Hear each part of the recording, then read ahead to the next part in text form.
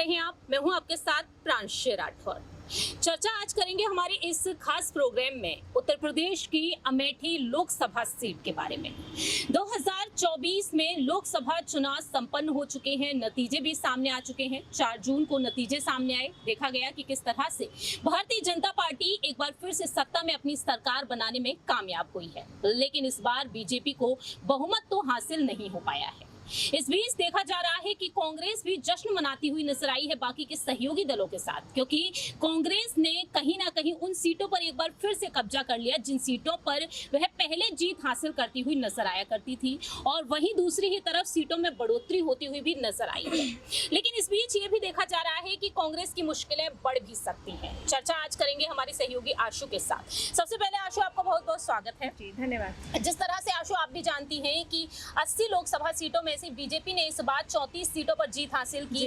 वह जो आंकड़ा रखी थी 70 से पार का यूपी में, महज 34 पर सिमट कर रह जाती है। और इसमें यह भी देखा गया है कि समाजवादी पार्टी के मुखिया अखिलेश यादव अपनी रणनीति पर कहीं ना कहीं खरे उतरते नजर आते। 36 सीटों पर सपा जीतती है तो वहीं सीटों में बढ़ोतरी कांग्रेस के लिए भी नजर आती है। अमेठी लोकसभा सीट वो एक ऐसी सीट जहां से केंद्रीय मंत्री स्मृति ईरानी, जो मोदी कैबिनेट का हिस्सा रही बीते पिछले लोकसभा चुनाव से लेकर अब तक हमने उन्हें देखा, और राहुल गांधी को उन्होंने तकरीबन 50,000 मतों के अंतर से हराया था 2019 में। वही स्मृति ईरानी इस बार कांग्रेस के जो प्रत्याशी हैं किशोरी लाल शर्मा से हार जाती हैं। 1,67,000 मतों के अंतर से उन्हें हरा देते हैं। बहुत ही तगड़ी हार का सामना करती हैं।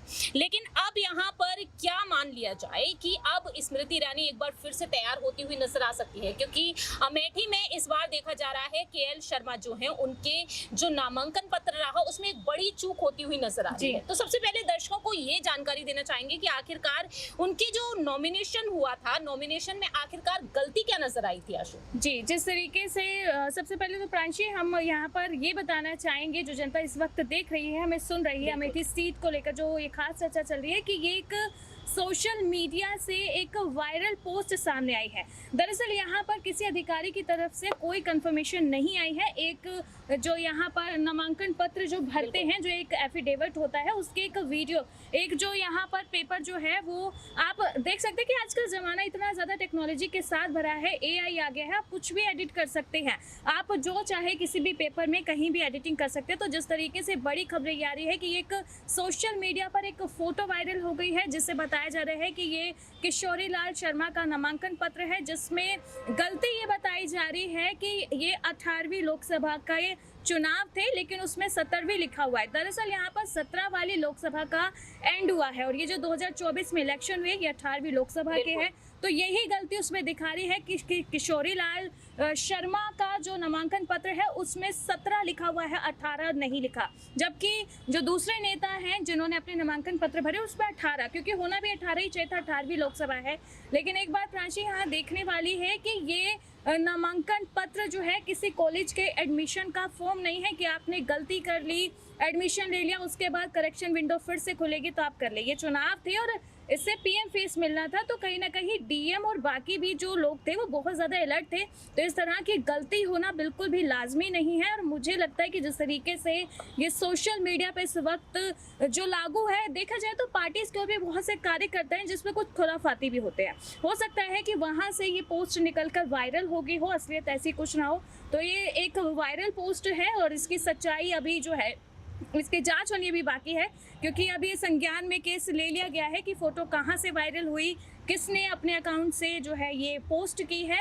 और देखा जाए तो कहीं ना कहीं अब DM तक सवाल उठने वाले हैं। तो इसमें कहीं ना कहीं देखा जाए तो अगर ये फेक हुआ तो उसके बाद ये मामला यहीं ख़त्म हो जाएगा, और अगर ये रियल हुआ तो स्मृति ईरानी एक बार फिर से और सीट से फिर चुनाव होंगे।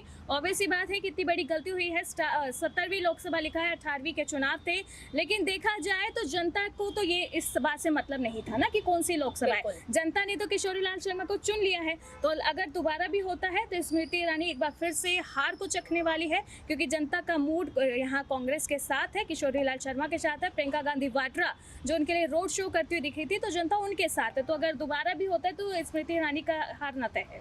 आशु, जैसा कि आपने यहाँ पर वो तमाम जानकारियां साझा की दर्शकों के बीच, लेकिन यहाँ पर जो बात आपने कही कि स्मृति ईरानी एक बार फिर से हार जाएंगी अगर दोबारा चुनाव वाकई में हो जाते हैं, तो पहली बात तो ये यहाँ पर दोबारा चुनाव की कोई आशंकाएं नजर नहीं आ रही हैं। सोशल मीडिया पर ये एक वायरल पोस्ट जिस तरीके से बताया जा रहा है, लेकिन अब सवाल यहाँ पर ये भी बन जाते हैं, यदि अगर यहाँ पर सच्चाई वाकई में यही होती है, अगर यहाँ पर नॉमिनेशन की बात जो निकल कर सामने आई है, तो नॉमिनेशन फॉर्म जब सबमिट किए गए होंगे तो जाहिर तौर पर वहां पर वो चेकिंग भी की गई होगी, रीचेक भी किए गए होंगे वो फॉर्म्स। तो अब यहाँ पर सवाल ये बन जाते हैं, जैसा कि आशु ने कहा कि स्मृति ईरानी की हार एक बार फिर से पक्की मानी जा सकती है। हम उत्तर प्रदेश में देख रहे हैं सीएम योगी आदित्यनाथ के शासनकाल पर भी सवाल उठ रहे हैं। ये कहा जा रहा है कि दोबारा चुनाव होंगे तो योगी आदित्यनाथ एक बार फिर से तैयार हो जाएंगे पूरी तरीके से।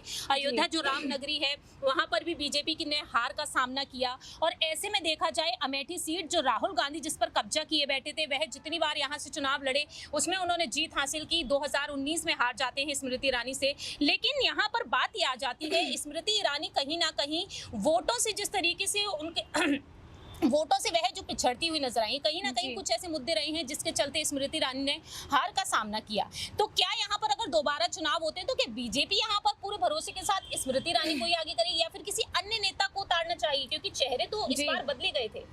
जी बिल्कुल, जिस तरीके का सवाल है आपका, इस बार बीजेपी स्मृति ईरानी को नहीं लाएगी क्योंकि आंकड़ों ने साफ बताया।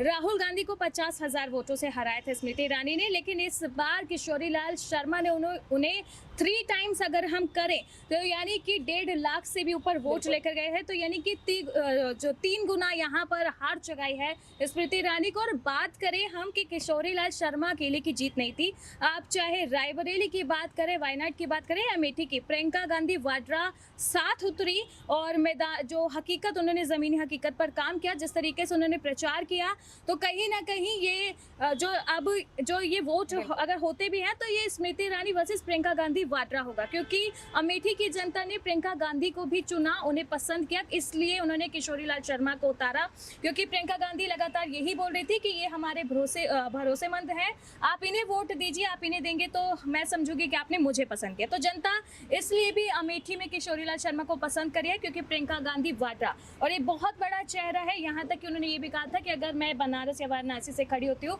तो पीएम मोदी को भी हरा सकती हूँ। तो प्रियंका गांधी के मुकाबले अगर बीजेपी स्मृति ईरानी को उतारती है तो हार कंफर्म है। तो मुझे लगता है कि इस चेहरे पर एक्सपेरिमेंट होगा और बीजेपी अब स्मृति ईरानी को अमेठी से उतारने की गलती नहीं दोहराएगी। बिल्कुल, आने वाले समय में जब एक बार फिर से लोकसभा चुनाव होंगे तब कहीं ना कहीं बीजेपी अपनी रणनीतियों में बदलाव करती हुई जरूर देखी जाएगी। फिलहाल देखा जाए तो एक बार फिर से सत्ता में मोदी लहर ही दौड़ रही है और एक बार फिर से देश के प्रधानमंत्री नरेंद्र मोदी जी ही हैं। अब यहाँ पर बात कर ली जाए अमेठी के बारे में, तो अमेठी में हमने देखा कि किशोरी लाल शर्मा 5,39,228 वोटों से जीत हासिल किए थे और स्मृति ईरानी 3,72,032 वोटों से हारती हुई नजर आई थी, यानी कि 1.5 लाख से अधिक का यहाँ पर मतों का अंतर रहा था। लेकिन अब यहाँ पर यही देखने वाली बात होगी कि आखिरकार कांग्रेस यहाँ पर किस तरीके से इस सीट पर अपने कब्जे को बरकरार रखेगी, वर्चस्व को बरकरार रखेगी, क्योंकि राहुल गांधी ने न सिर्फ वायनाड से चुनाव जीते हैं बल्कि रायबरेली से भी वह जीतते हुए नजर आए हैं। देखना होगा कि आखिरकार आने वाले दिनों में कांग्रेस